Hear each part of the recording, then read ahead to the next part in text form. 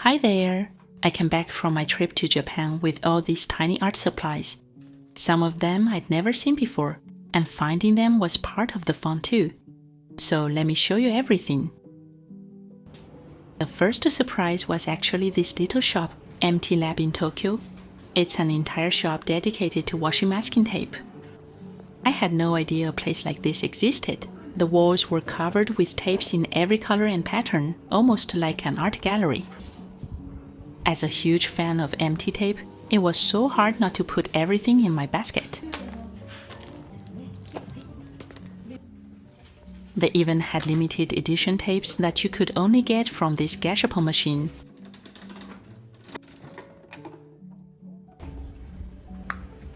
Every capsule was a surprise. It could be a regular tape or a special edition design if you were lucky. And I actually got one.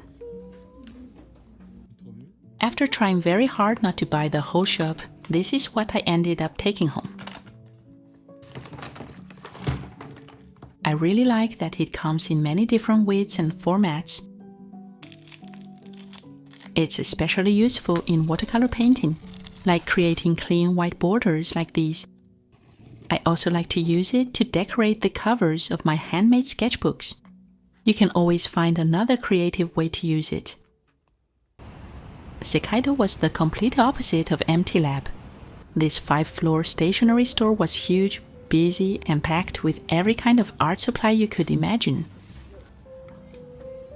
I spent an entire afternoon there and found so many unexpected little things, like this mini pair of scissors. I thought it was just a cute toy, but it actually works well. I'll mostly use it to cut some pieces of masking tape, and we can fold it down to make it even smaller.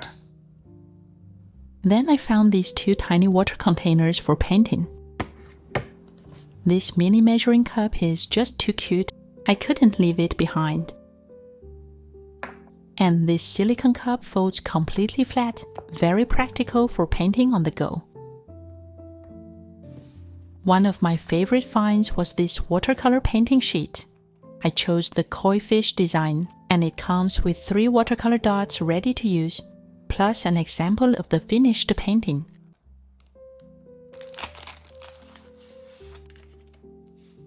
It's such a clever idea.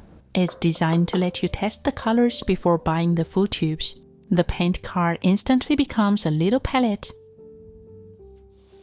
I love how easily we can create a complete tiny painting with just a few colors. That's also the approach I use in my online watercolor course for beginners. It's full of fun and relaxing projects to follow at your own pace. Feel free to take a look.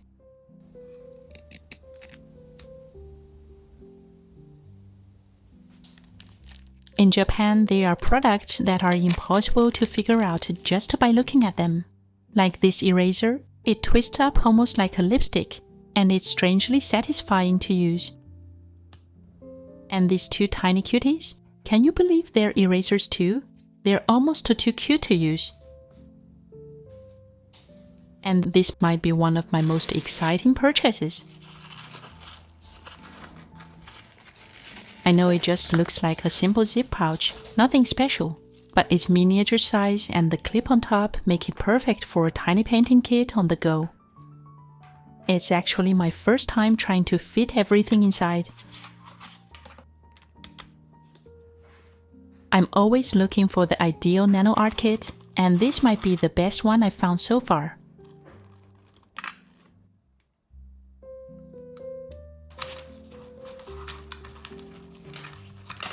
It was a bit tight, but it fit. Let me know if you'd like to see more about this kit, and can't wait to try it out. You may have seen this little calligraphy brush in some of my painting videos. I found it last year and loved it for adding details, so this time I bought a few extras. I also found this black ink brush with a soft, pointed tip. It's waterproof and very smooth to use for adding details to a watercolor painting.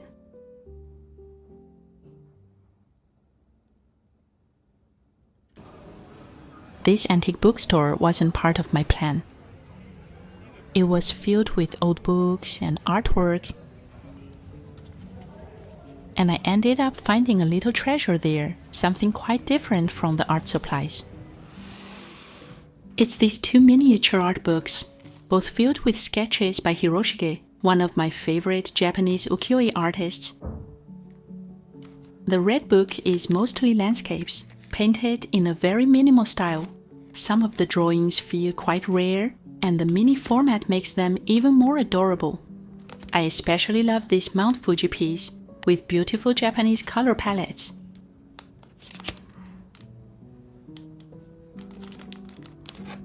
The blue one focuses more on everyday scenes, like tiny people, cats, and plants.